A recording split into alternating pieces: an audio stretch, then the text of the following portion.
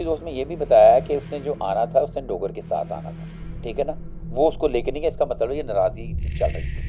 16 جولائی 2026 شام 8 بجے 15 دن پہلے امریکہ سے آئی ہوئی علینا، ان کے شوہر ناصر ڈوگر اور بچوں کو علینا کی دوست منتہا کی طرف سے ماڈل ٹاؤن لاہور میں موجود ایک ریسٹورینٹ پر دعوت رکھی گئی تھی۔ منتہا نے پچھلے دن علینا کو شام 8 بجے ریسٹورینٹ پر پہنچنے کو کہا تھا، لیکن 9 بج گئے تھے، وہ لوگ نہیں پہنچے۔ 1 گھنٹے سے زیادہ انتظار کرنے کے بعد فائنلی 9:15 پر علینا ناصر کے بغیر ٹیکسی بک کر کے بچوں کو لے کر ریسٹورینٹ پر پہنچ جاتی ہے۔ منتہا حیرت سے علینا سے پوچھتی ہے کہ تم لوگ اتنی لیٹ کیوں ہو گئی اور ناصر صاحب کدھر ہے، وہ کیوں نہیں آئے؟ پھر علینا آگے سے جواب دیتی ہوئی ایک 35 منٹ کی ڈسکشن کرتی ہے جو اس کیس کو ایک بالکل نیا رخ دیتی ہے۔ علینا نے آخری دفعہ اپنی دوست منتہا سے کی گئی اس ڈسکشن کو جب منتہا کے شوہر نے ڈسکلوز کیا تو اس کیس کے سارے انیشل رپورٹس پر سوال نشان کھڑے ہوتے ہیں۔ کھانا کھانے کے بعد علینا اپنے شوہر ناصر ڈوگر کو کال کرتی ہے کہ وہ انہیں اور بچوں کو وہاں سے پک کرنے آ جائیں، لیکن جب ملٹیپل ٹائمز کال کرنے کے باوجود ان کے شوہر نے کال پک نہیں کیا تو علینا پھر سے ٹیکسی بک کر کے بچوں کو لے کر وہاں سے چلی جاتی ہے۔ علینا وہاں سے جانے کے کچھ ہی ٹائم بعد ان کے دوست منتہا علینا کو واٹس ایپ کے اوپر میسج کرتی ہے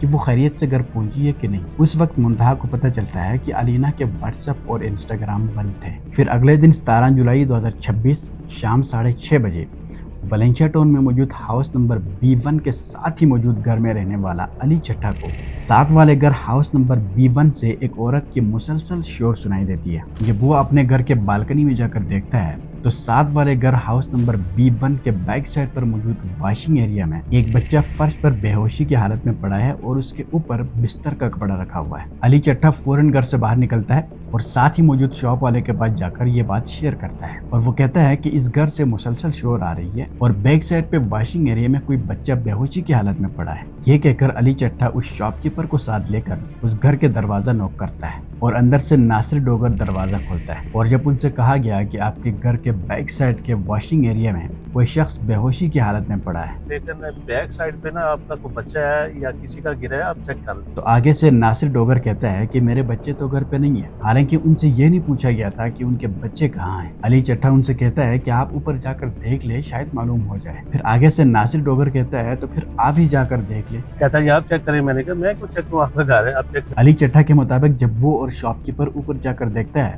تو وہاں ایک نہیں بلکہ 3 بچوں کی لاشیں پڑی تھی اور وہ تینوں باڈیز بستر کے اوپر بچھانے والے کپڑوں میں لپٹے ہوئے تھے اور دوسرے روم میں ناصر ڈوگر کی وائف علینا کی حالت بھی بہت خراب تھی۔ وہ وامٹنگ کر رہی تھی اور وہ اپنے پاؤں پر کھڑی نہیں ہو رہی تھی اور ساتھ ساتھ وہ اپنے خاوند کی طرف اشارہ کرتی ہوئی یہ کہہ رہی تھی کہ یہ میرے بچے کھا گئے۔ تھوڑی دیر کے بعد والدہ بڑی نا زور لگا کے دروازہ دھکا دے کے گراج میں آ کے نا اس نے چیخنا شروع کر دیا، یہ میرے بچوں کو کھا گیا، یہ میرے بچوں کو کھا گیا۔ علی چٹھا کے مطابق علینا کی حالت اتنی خراب تھی، وہ چلنے کی کوشش کر رہی تھی تو بار بار زمین پر گر رہی تھی۔ علی چٹھا علینا کی حالت کو دیکھ کر فوراً ریسکیو 112 پر کال کرتا ہے اور سب سے پہلے علینا کو ہاسپٹل منتقل کر دیا جاتا ہے۔ ہاسپٹل پہنچ کر فوراً ایمرجنسی میں ٹریٹمنٹ شروع کر دی جاتی ہے، لیکن تب تک بہت دیر ہو چکی تھی۔ کچھ ہی ٹائم گزرنے کے بعد علینا دم توڑ دیتی ہے۔ کچھ ہی ٹائم گزرنے کے بعد پولیس اور فرانزک ٹیم ناصر ڈوگر کے گھر پہنچ جاتے ہیں اور انویسٹیگیشن شروع کر دی جاتی ہے۔ گھر کے ہر کونے اور باڈیز کی تصویریں لیتی ہے اور پولیس والوں کے مطابق گھر میں کسی بھی قسم کے ایکسٹرنل فورس انٹری کے نشانات نہیں ملتے، یعنی کوئی باہر سے کوئی شخص گھر میں داخل ہونے کے کوئی نشانات نہیں ملتے۔ گھر کے تمام دروازے، کھڑکیاں اور دیواروں پر کسی بھی قسم کے اسکریچز دیکھنے کو نہیں ملتی اور ساتھ ساتھ گھر میں موجود تینوں باڈیز کو پوسٹ مارٹم کے لیے لاہور فیصل ٹاؤن میں موجود جنہ ہاسپٹل منتقل کر دیا جاتا ہے اور علینا کی باڈی کو بھی ویلنسیا ٹاؤن کے قریبی ہاسپٹل سے جنہ ہاسپٹل منتقل کر دیا جاتا ہے۔ جنہ ہاسپٹل سے دیے گئے انیشل میڈیکل رپورٹ کے مطابق ان کے کھانے میں اسپیشلی آئس کریم میں کچھ زہریلی چیز ملنے کی وجہ سے ان کی موت ہو گئی ہے۔ آئس کریم کھانے کے 10 سے 15 منٹ کے اندر اندر باڈی کے انٹرنل آرگنز گل سڑ چکے تھے اور آئس کریم ان کی موت کی وجہ بنی تھی۔ اب پولیس کے مطابق گھر میں کسی بھی قسم کے فورس انٹری کے نشانات نہیں ملے تھے، اس لیے علینا کے شوہر ناصر ڈوگر کو پوچھ تاچھ کے لیے فیصل ٹاؤن پولیس اسٹیشن لے جاتے ہیں۔ اب یہاں سے اس کیس میں ایک ٹویسٹ دیکھنے کو ملتا ہے، کیونکہ انویسٹیگیشن میں ناصر ڈوگر کے دیے گئے بیانات اور علی چٹھا جو اس وقت موقع کے اوپر گھر کے اندر داخل ہوا تھا، ان دونوں کے بیانات بالکل مختلف تھی۔ ناصر ڈوگر انویسٹیگیشن میں پولیس کو کہتا ہے کہ اس ٹائم وہ گروسری لینے مارکیٹ گیا ہوا تھا और जब वो 1.5 घंटे बाद घर वापस आया तो उनके बीवी बच्चों की हालत बहुत ख़राब थी। वो कहता है कुछ ही टाइम पहले उन्होंने आइसक्रीम खाए थे, उसके बाद उनकी हालत ख़राब हो गई थी, मुख्तलिफ जगहों पर उल्टियाँ की हुई थी। जबकि अली चट्टा के मुताबिक उस वक्त नासिर घर के अंदर मौजूद था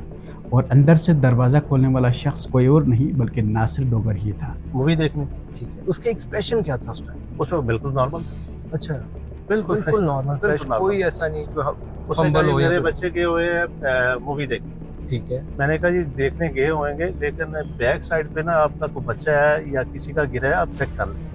कहता है जी आप चेक करें। मैंने कहा मैं कुछ चेक करूँ, आपका घर है, आप चेक करें। इस केस में दूसरा बड़ा ट्विस्ट उस वक्त आता है जब नासिर डोगर को पुलिस स्टेशन ले गए थे और बॉडीज को जिन्ना हॉस्पिटल मुंतकिल कर दिया गया था। तो उस वक्त एक वीडियो निकल कर सामने आती है। इस वीडियो में देखा जा सकता है कि नासिर डोगर के वालिदैन, उनकी बहनें और कजन्स घर पे आते हैं और अलीना के सामान चेक करने लगते हैं।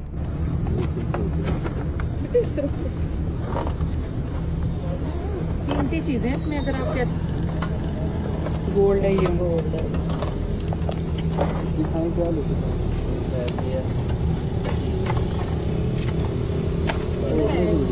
कोई आगे हो ना, तो नहीं दिखा पाए।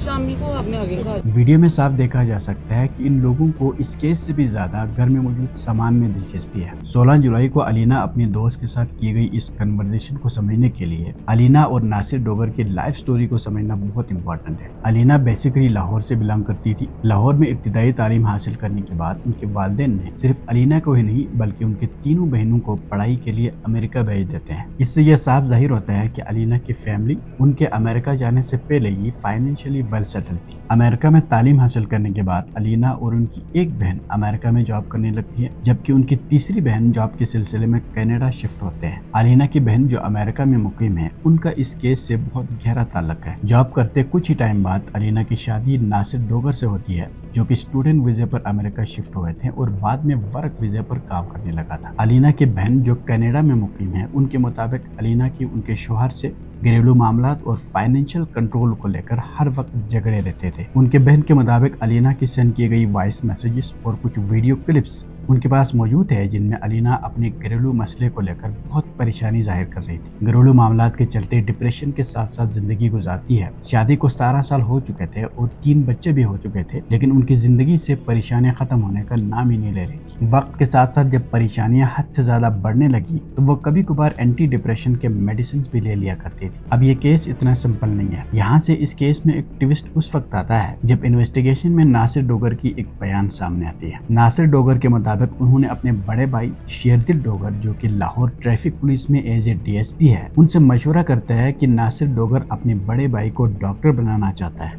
इसलिए डॉक्टरी की तालीम हासिल करने के लिए वो फैमिली को पाकिस्तान लाना चाहते थे। लेकिन रियलिटी इससे बिल्कुल मुख्तलिफ थी, क्योंकि नासिर डोगर के बड़े बेटे की उम्र अभी 16 साल थी। अभी उनको यूनिवर्सिटी पहुंचने में 4 से 5 साल बाकी थी। लेकिन नासिर डोगर के मुताबिक वो अपने बड़े भाई के मशवरे पर 2 जुलाई 2026 को अपनी फैमिली के साथ पाकिस्तान शिफ्ट हुए थे और लाहौर वलिंचा टाउन में मौजूद एक छोटे से मकान में किराए पर रहने लगे थे। लेकिन सवाल यहाँ पर यह भी है कि एक वेल सेटल फैमिली जो पिछले 17 सालों से अमेरिका में वेल सेटल थी और नासिर डोगर के तमाम रिश्तेदार, जिनमें पेरेंट्स, बहनें, सब मॉडल टाउन लाहौर में मौजूद थी, इसके बावजूद उन्हें वलेंशिया टाउन के छोटे से मकान में किराए पर रहने की क्या जरूरत पड़ी थी। और वलेंशिया टाउन में रहने वाले उनके पड़ोसियों के मुताबिक वो लोग कभी भी घर से बाहर नहीं निकलते थे। जब भी शॉपिंग करना होता था तो टैक्सी बुक करके उस एरिया से काफी दूर जाकर शॉपिंग करते थे। और 16 जुलाई को अलीना की दोस्त मुंतहा ने अलीना से नासिर की दावत पर न आने की वजह पूछी तो अलीना अपनी घरेलू मसले के बारे में एक लंबी दास्तान सुनाती है। अलीना कहती है कि नासिर से मेरी ताल्लुकात ठीक हो ही नहीं सकी। बच्चों को यहाँ पाकिस्तान में स्कूलों में एडमिशन के लिए हमें लेकर पाकिस्तान आए थे, लेकिन एडमिशन लिए बगैर, किसी भी स्कूल के बारे में इंफॉर्मेशन लिए बगैर नासिर ने 27 जुलाई को अपनी अमेरिका वापसी की टिकट कराई है। इस बात के ऊपर नासिर से आज फिर मेरी लड़ाई हुई थी,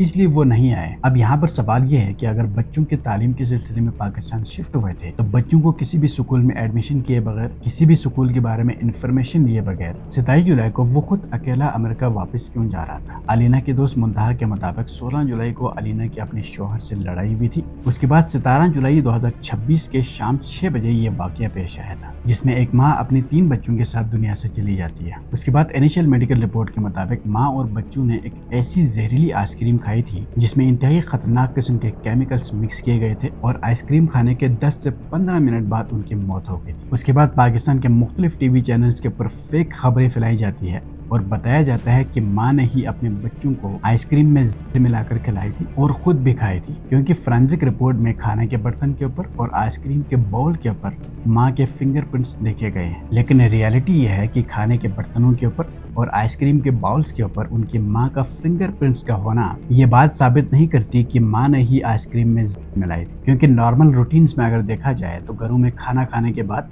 बर्तन घरों में मौजूद खवातीन ही उठाती है, इसलिए बर्तनों के ऊपर लास्ट फिंगरप्रिंट्स घर में मौजूद खवातीन की ही होती है। इस केस के बारे में अदालत की तरफ से कोई फाइनल रिपोर्ट सामने नहीं आई है, इसलिए किसी भी शख्स को कसूरवार नहीं ठहराया जा सकता। अदालत और पुलिस की फाइलों में the case is still open and pending. इस वीडियो में आई विटनेस के स्टेटमेंट्स और विक्टिम्स के लास्ट कन्वर्सेशन के मुताबिक इस केस को कवर करने की कोशिश की है, जो कि आपको इस केस को समझने में काफी हेल्पफुल साबित हो सकती है। बाकी आपकी क्या राय है इस केस को लेकर और आप इस केस के हवाले से क्या इन्फॉर्मेशन रखते हैं, मुझे कमेंट सेक्शन में ज़रूर बता दीजिएगा, क्योंकि आपकी कमेंट से मुझे बहुत कुछ सीखने को मिलता है। तो दुनिया भर में स्पेशली पाकिस्तान में होने वाले ऐसे केसेस को एक्सप्लोर करने के लिए, ऐसे केसेस के बारे में जानने के लिए नीचे सब्सक्राइब का बटन दबाकर मुझे ज्वाइन कर सकते हैं। आपसे मिलते हैं अगली वीडियो में, तब तक के लिए अल्लाह हाफिज़।